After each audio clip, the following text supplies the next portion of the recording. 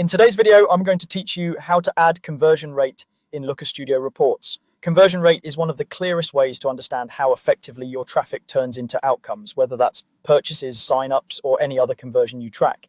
In simple terms, it reflects the share of sessions that resulted in a conversion. Keeping this metric visible in your reports makes it much easier to compare performance across pages, channels, or time periods.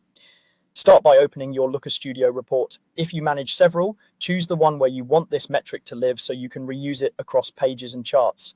Give the report a moment to load the data panel on the right. That's where we'll work. Next, make sure your data source includes both conversions and sessions, sometimes labeled visits depending on the platform.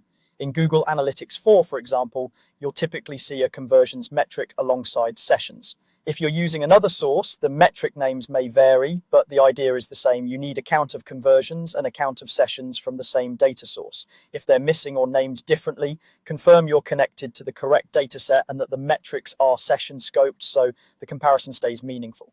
Also, ensure both metrics are pulling from the same date range to avoid mismatched results. With that set, click Add a field in the data panel. You'll find this option where your data source fields are listed. Adding a field creates a calculated metric you can use anywhere in the report, right alongside your native fields. If you don't see the option, double check that you're in edit mode and that you have permission to modify the data source.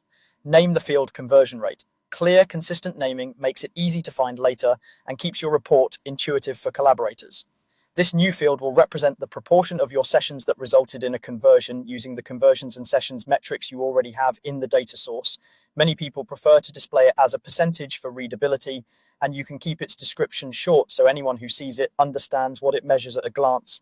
Once added, this field becomes available to use in scorecards, tables, and time series so you can track performance over time or compare segments.